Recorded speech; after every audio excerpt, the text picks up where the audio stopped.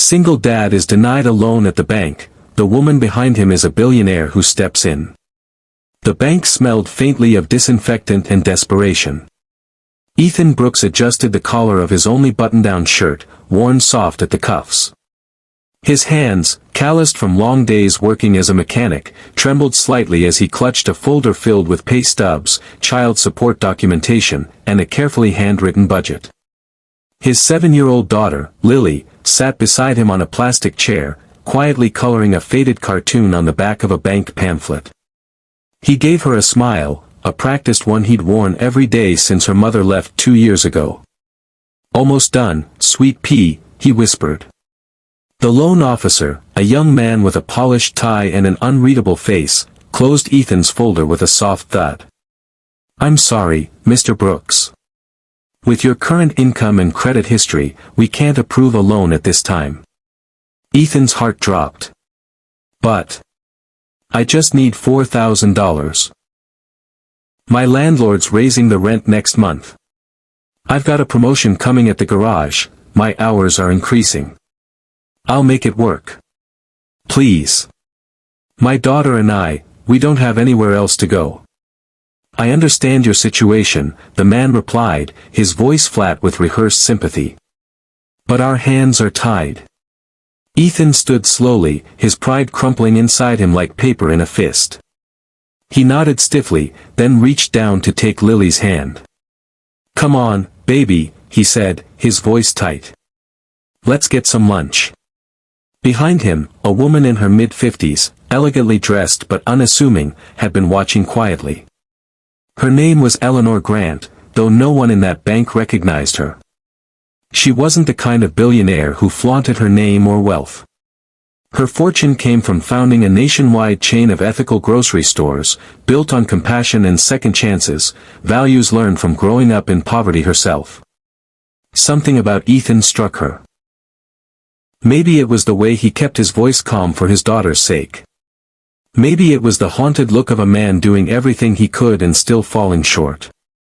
She remembered her own father, who once walked miles to sell his blood for rent money. The moment Ethan passed her, Eleanor rose without a word and followed him outside. "Excuse me," she called softly. Ethan turned, startled, shielding Lily slightly as if life had taught him not to trust kindness too easily. "Yes," he asked, wary. "I couldn't help overhearing," she said, offering a gentle smile. "I know how personal that was, and I apologize. But I might be able to help." Ethan frowned. "Look, I'm not looking for charity. I just needed a loan, something I could pay back." "And that's exactly what I'd offer," Eleanor replied. "A private loan. No interest. No strings. Just a little help, so you can keep your daughter safe." He blinked. "Why would you do that?" "Because once, someone did it for me," she said simply. "And it changed everything." Ethan hesitated, pride and hope warring on his face. "You don't even know me."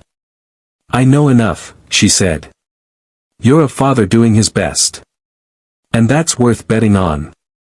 They went to a nearby diner, where Lily beamed over a grilled cheese sandwich. Over coffee, Eleanor listened, really listened, as Ethan told her about his late nights at the garage, the school recitals he never missed, the meals skipped so Lily could eat better. He never once asked for pity, only a chance. By the end of lunch, Eleanor had made a decision. She'd loan him not just $4,000, but $10,000, enough for a security deposit on a better apartment, for car repairs, for breathing room.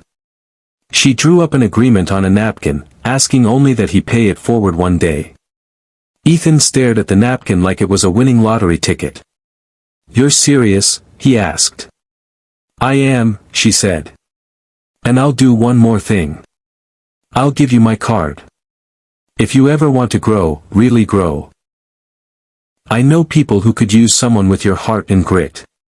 Tears welled in Ethan's eyes.